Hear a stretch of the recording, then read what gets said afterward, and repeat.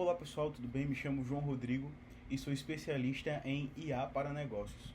Bom, hoje eu vim falar para vocês um assunto que tem sido muito pertinente ultimamente, porque a gente está iniciando mais um ano e as pessoas realmente estão esperando para começar o ano aqui no Brasil, pelo menos depois do Carnaval.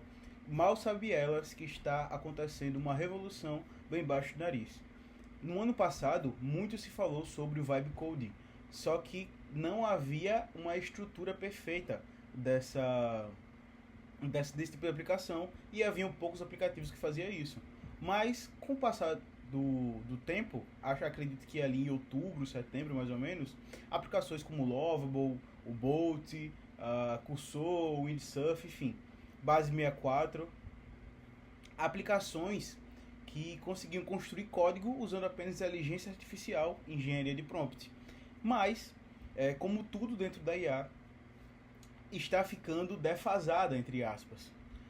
Defasada no sentido de apenas você colocar um código para a IA e fazer com que ela conserte, não está mais funcional.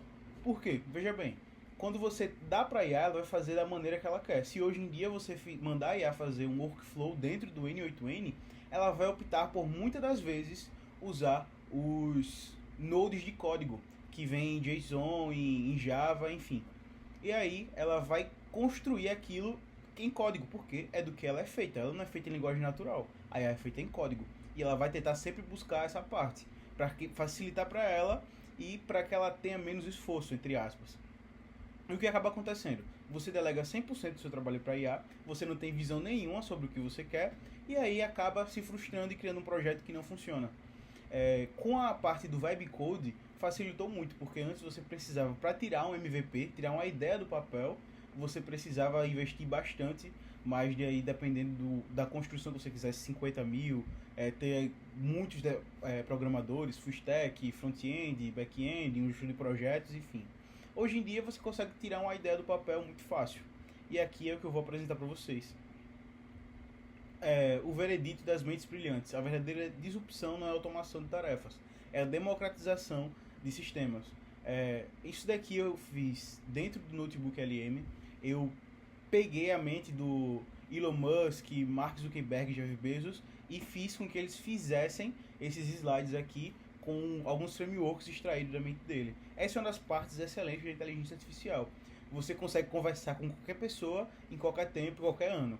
E aí você acaba contextualizando essa pessoa sobre o seu conteúdo e aí você acaba tendo uma opinião dela. É claro que você tem que deixar que a IA não fique enviesada para que ela venha falar o que você quer, mas o que precisa ser dito e escrito por ela. Vamos passar aqui para o 2. Falácia de substituição e novo paradigma. Executor, o caos, ferramentas soltas, cloud, N8N sem direção.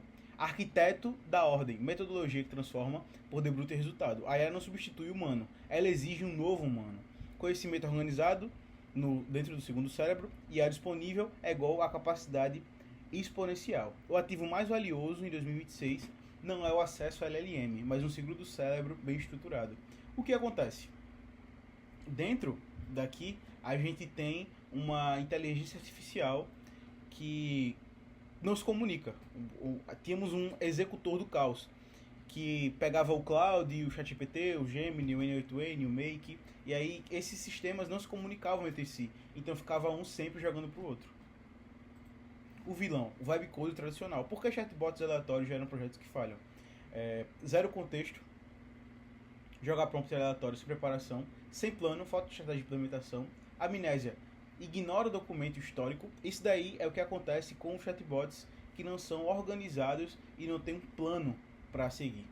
Cegueira visual, não tem referência de design, e poluição ao limpar o contexto. O resultado dos sistemas, códigos quebrados, alucinações e sistemas inescaláveis. É o que acontece muito quando a gente usa IA sem saber nem o que a gente quer. Às vezes a gente quer jogar e dizer, quero que você crie para mim um CRM que tenha essa funcionalidade e essa. Mas você não especifica como essa funcionalidade vai interferir no seu objetivo final, porque realmente você quer construir aquilo. E ela precisa disso para que no output dela ela venha trazer para a gente algo bem estruturado e condizente com aquilo que a gente busca. A solução, Workflow Anti-Vibe Code.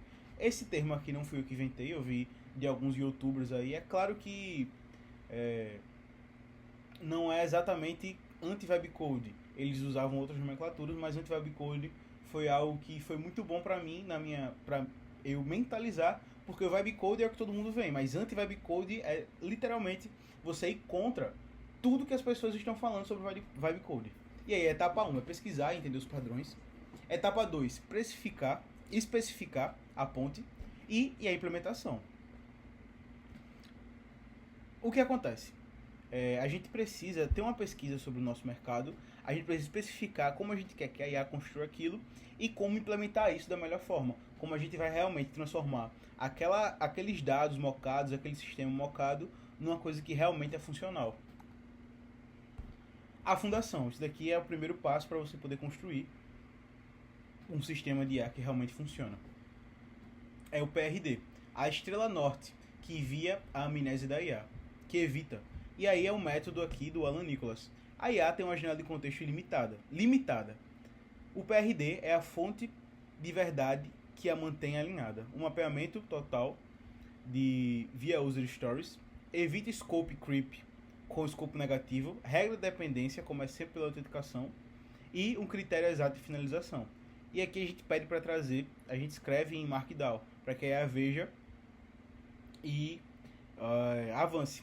Isso aqui tudo a gente consegue colocar no IA para que ela venha poder nos ajudar a construir esse PRD. Mas é importante que não seja feito pela IA, porque ela sempre vai fazer algo que seja mais fácil para ela e vai fugir muito do que a gente quer extrair dela.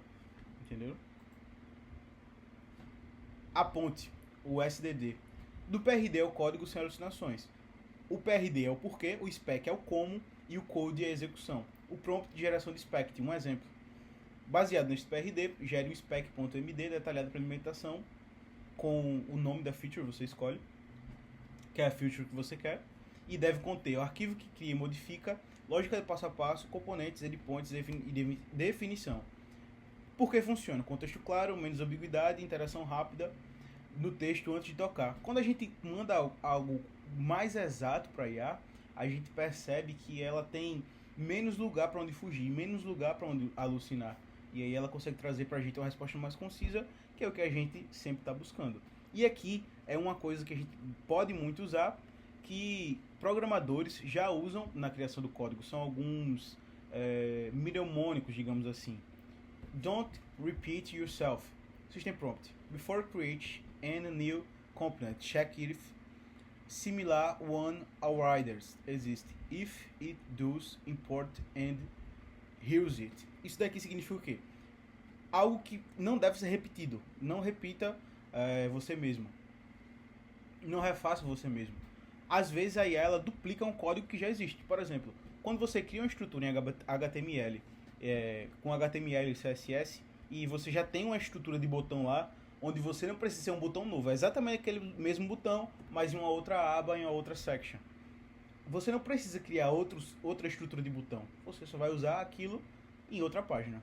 Entendeu? Keys. Keep it simple, stupid. O que significa? Focar sempre no simples.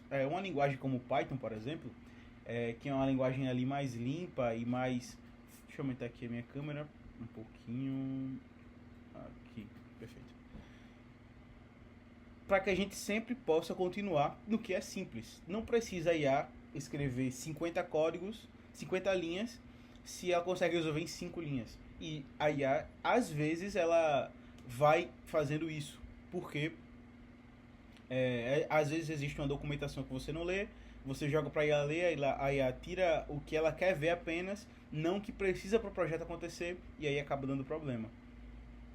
E esse Yangni, you aren't gonna need it, que significaria, você não vai precisar disso.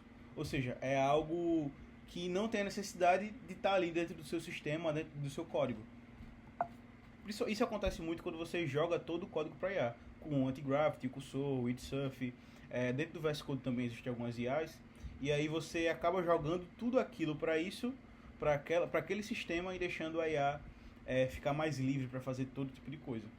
O stack de eficiência para 2026. É claro que e ainda estamos no dia 23, 22 de janeiro. E aí o que acontece? Tem muitas águas para rolar ainda. Com a IA é sempre um mistério. Até hoje esse sistema está funcional, que você consegue fazer, você consegue seguir essa eficiência. Mas aí, em fevereiro, nesse mesmo dia, daqui a um mês, daqui a 30 dias, acabou. Mudou totalmente as coisas. A gente vai precisar usar outras ferramentas.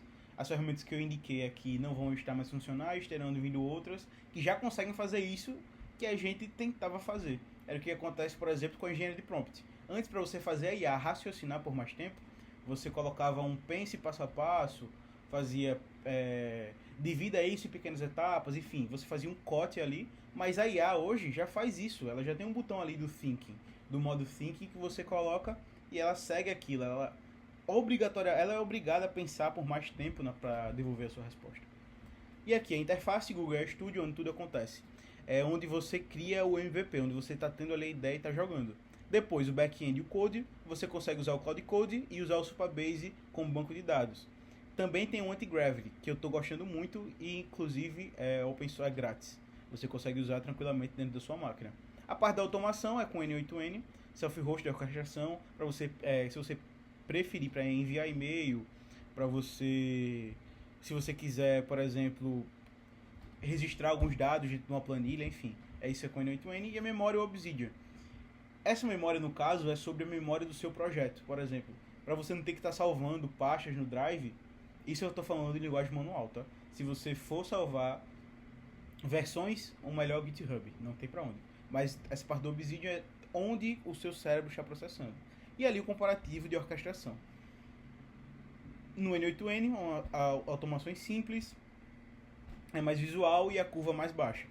O Anti-Gravity tem framework de agentes, a curva é mais alta, obviamente, porque ele usa uma IDE bem parecida com o VS Code.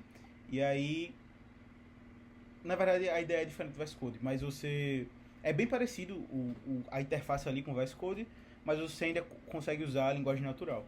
E ali eles são complementares, como eu coloquei ali embaixo, não pegou um pouquinho o vídeo, mas eles são complementares, não excludentes. Na IA não existe uma ferramenta que exclua a outra. Entendeu? Você não é obrigado a usar apenas uma. Você pode usar todas, mas sabendo extrair o melhor delas. É claro que isso vai exigir um pouco de tempo e experiência. Mas, a maioria das vezes, você consegue usar duas ferramentas ou mais. Por exemplo, eu uso muito o ChatGPT, o Gemini e o Claude. A parte de LLM na parte conversacional. Cada um com a sua parte específica ali. E aqui são os superpoderes que o Cloud Code e o Anti-Gravity conseguem ter. E aqui são provavelmente os que você vai mais usar. Context 7 eu acho que esse daqui ele saiu um pouco errado. Shedic, não era assim. Mas só que ele faz ele adiciona componentes que já existem. O Notion, para você salvar ali alguns prompts e tudo mais, você consegue de certa forma colocar em linguagem natural as alterações da versão. O Supabase, banco de dados, inegável, e o Figma também para te ajudar no design, caso você já tenha um projeto por lá. E o Design System, que acredito que é a parte que realmente vai fazer, porque no final, o usuário final, ele não quer saber como você construiu, se você usou Anti-Gravity, Cloud Code, Lovable, Cursor, Bolt, enfim, todas essas IAs de código. Ele não quer saber se você usou. Ele quer o problema dele, a dor dele resolvida. E é o que realmente importa. Então o Design System é a parte mais importante. Você consegue criar usando esses 3 tipos de prompts. E aqui alguns frameworks que eu peguei do Jax Roberts. É um especialista lá dos Estados Unidos que ele usa muito Anti-Gravity. E aí são os que eu uso aqui. O Maps é para o CEO System, o Wraps é para agentes autônomos, para escalabilidade. Por exemplo, você consegue um agente para segurança do sistema, um especialista em banco de dados, um especialista no front-end, enfim. E o Build é para produtos e dashboards. O Build é para você construir algo mais básico que provavelmente é interno. Você não vai querer vender um serviço de Build. Na verdade, você pode vender, mas ele não vai ser a mesma coisa de um projeto criado por essas dois frameworks anteriores, entendeu? Esse daqui é o do Maps, o porquê, o como, o contexto, a memória que a gente vai usar, deixa eu voltar aqui, e o feedback em tempo real, os stats. E aí a gente vai seguindo isso como se fosse um looping. Eu não vou explicar isso daqui, talvez eu faça outro vídeo trazendo esses frameworks, mas a ideia que eu tive nas lives do Alan Nicholas foi justamente essa, filosofia de execução do puxadinho versus a mansão. Construir 15 sistemas em 7 dias, foi o que ele fez. Ele trouxe um hackathon, ele fez um hackathon, na verdade, da Academia Lendária, com todos os funcionários e todas as dores que eles tinham. E aí, ele tinha feito uma live um tempo antes sobre esse sistema de puxadinho, e é justamente essa comparação. A mansão, ela é muito mais estruturada porque ela vai ser algo muito maior, muito mais escalável, por exemplo. Vai ter mais banheiros, vai morar mais gente, vai valer muito mais do que um puxadinho, que é algo que ali você não consegue... Você não precisa, na verdade, de um time tão grande. Inclusive, você mesmo consegue fazer um puxadinho, diferente de uma mansão, que você não consegue trazer. E aqui embaixo está a diferença. Não construa a mansão num dia, construa um puxadinho funcional. Esse seria o nosso MVP. Mas para construir a mansão, você vai precisar mapear os problemas sem IA, geralmente vai vir de 1 a 2. Escolha um, maior impacto ou menor complexidade. Você escolhe. Construa MVP em 7 dias. Um hackathon pessoal. Seria, no caso, para você construir ali um puxadinho funcional. Valide, itere e expanda. Onde aplicar IA? Quais são as gambiarras? Onde a planilha, post-its? Onde o processo é manual? Tolerância de erros. A tolerância é ideal para a IA criativa. No caso, essa parte aqui, quando ele fala de tolerância, é o quanto, obviamente, quanto de erro pode acontecer, mas até que ponto vale a pena você implementar um IA e não implementar o IA, deixar ali um humano continuando fazendo o trabalho que ele faz. Porque, como eu falei, se você cria uma IA, mas você ensina ela a errar, entre aspas, você treina ela com erro, não adianta, ela vai continuar replicando esse erro várias e várias vezes. Ela vai aplicar ali isso numa escala geométrica. E qual a necessidade de customização? Baixa customização, ideal para padronizar via IA. Se é um aplicativo que ele se repete muito dentro da sua empresa, você apenas usa IA para fazer ele. IA com opinião de IA, com estrutura de IA. Você não precisa de um toque humano ali. Você vai apenas replicar o template. Escolha um problema com maior tolerância e menor customização para o seu primeiro MVP. Isso pode fazer da sua empresa ou então para você resolver um problema, certo? E aqui a transmutação da competência. Isso daqui é algo mais para quem faz análise e desenvolvimento de sistemas, por exemplo. E aí a gente traz... antigamente, a sintaxe de código era 30% do seu trabalho, a arquitetura do sistema era 15%, não existia engenharia de prompt e algoritmo e lógica era 20% para formar ali todo o seu processo de trabalho. Hoje em dia, você dominar a sintaxe é menos importante do que você dominar a engenharia de prompt, pelo menos isso para os próximos anos. E aqui o futuro será orquestrado. É uma arquitetura agêntica. E como é que vai funcionar isso? Você não vai precisar de um engenheiro, um cara que ele vai chegar lá e vai construir o código.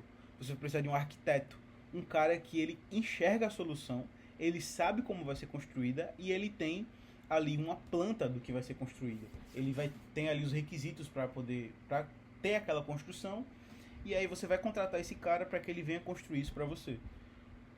É o que mais vai acontecer, e a tecnologia ela sempre existiu para isso, para ajudar os humanos em seus próprios processos. Manifesto do arquiteto. Sheets. Nunca code sem um spec. Limpe o code, sempre limpe o contexto. Use o Dry Keys e Yangdi. Comece pelo MVP, o puxadinho, e aí é a executora, você é a visão, você é o orquestrador. E esse daqui foi o vídeo. Para que a gente venha ter uma noção de que a gente não precisa mais ser o cara que constrói o código. A gente vai começar a ser o profissional que enxerga o código, que enxerga a solução antes de saber como ela é feita. Perfeito? Bom, pessoal, no mais é isso. Queria deixar alguns links para você aqui na descrição. E até o próximo vídeo. Tamo junto.